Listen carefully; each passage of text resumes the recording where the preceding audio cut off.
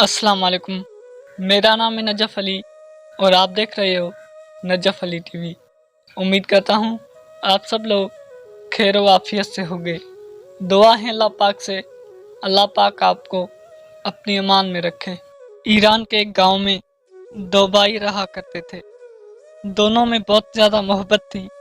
لوگ ان کی محبت اور اخوت کی مثال دیا کرتے تھے۔ بڑے بھائی کا نام عبداللہ اور چھوٹے بھائی کا نام عبد الرحمن تھا۔ عبداللہ شادی شدہ اور 4 بچوں کا باپ تھا، جبکہ عبد الرحمن غیر شادی شدہ تھا۔ دونوں برتن سازی کا کام کرتے تھے اور اپنے کام میں بہت ماہر تھے۔ وہ سال میں 2 مرتبہ اپنے تیار کردہ برتنوں کو بیچنے کے لیے شہر جاتے اور واپسی پر اپنی ضروریات زندگی کی چیزیں خرید لاتے۔ اس کاروبار سے انہیں معقول آمدنی حاصل ہوتی تھی۔ حسب معمول دونوں بھائی برتن لے کر شہر کی طرف روانہ ہوئے۔ یہ کئی دنوں کا سفر تھا۔ ابھی وہ شہر سے 1 دن کے فاصلے پر تھے کہ دوپہر کا وقت ہو گیا۔ انہوں نے ایک سایہ دار درخت کے نیچے گدھوں سے سامان اتارا، ان کے آگے دانہ ڈالا، خود وضو کر کے نماز ظہر ادا کی اور کھانا کھانے لگے۔ کھانے سے فارغ ہوئے ہی تھے کہ انہیں ایک شخص کے چلنے کی آواز سنائی دی۔ انہوں نے دیکھا کہ گرد و غبار میں اٹا ہوا ایک شخص ان کی طرف آ رہا تھا۔ اس شخص نے قریب آ کر کہا، اے دوستوں، کیا تمہیں کسی ہم سفر کی ضرورت ہے؟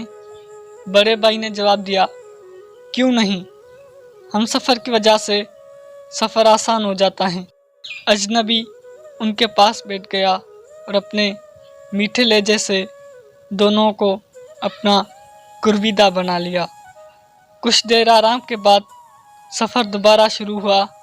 دوران سفر اجنبی نے بڑے بھائی کو اکیلا پا کر اس سے حال احوال دریافت کیا اور باتوں باتوں میں پوچھا کہ سامان بیچنے کے بعد کیا تم دونوں برابر تسکین کرتے ہو؟ جواب میں بڑے بھائی نے کہا، ہاں، ہم ایسا ہی کرتے ہیں۔ اجنبی نے کہا، دیکھو میاں، تم بال بچوں والے ہو، تمہارا حق زیادہ بنتا ہے اور محنت میں بھی تم زیادہ شامل ہو۔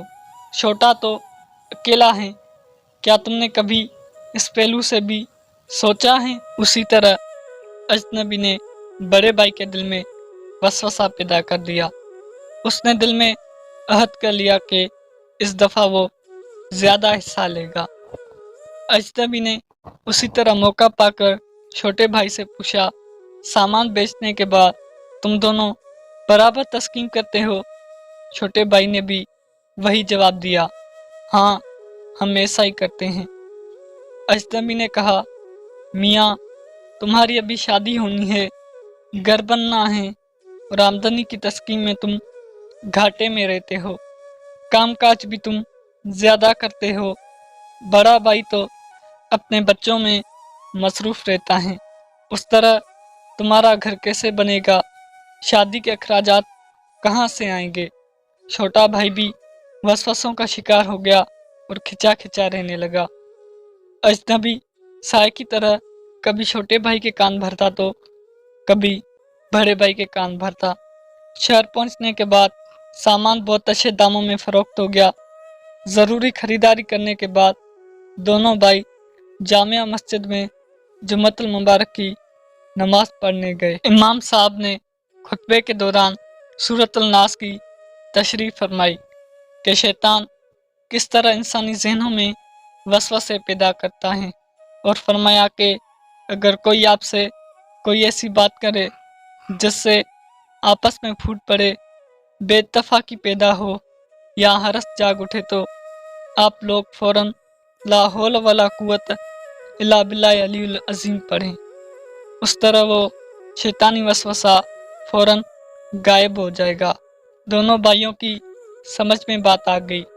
مسجد کے باہر انہوں نے اپنے دلوں کو ٹٹولا اور ایک دوسرے کے بارے میں غلط وسوسوں پر فوراً لا حول ولا قوت الا باللہ علی العظیم پڑھا۔ اجنبی فوراً غائب ہو گیا۔ دونوں نے ایک دوسرے کو سب کچھ بتا دیا اور ایک دوسرے سے معافی مانگی۔ انہوں نے ایک دوسرے کو دل سے معاف کر دیا اور اللہ تعالیٰ کا شکر ادا کیا کہ امام صاحب کو ان کی رہنمائی کا ذریعہ بنایا۔ اس کے بعد وہ امام صاحب کی خدمت میں حاضر ہوئے اور ان کا بھی دل سے شکریہ ادا کیا، کیونکہ انہی کی بدولت وہ شیطان کے مکر و چال سے بچ گئے تھے۔ امید کرتا ہوں ناظرین یہ سبق آموز قصہ آپ کو پسند آیا ہوگا۔ اگر ویڈیو پسند آئی ہو تو ویڈیو کو لائک کریں، ویڈیو کو شیئر کریں اور مزید ایسی ویڈیوز دیکھنے کے لیے ہمارے یوٹیوب چینل نجف علی ٹی وی کو لازمی سبسکرائب کریں۔ زندگی رہی، صحت رہی تو ملیں گے اگلی ویڈیو میں، تب تک کے لیے اللہ نگہبان۔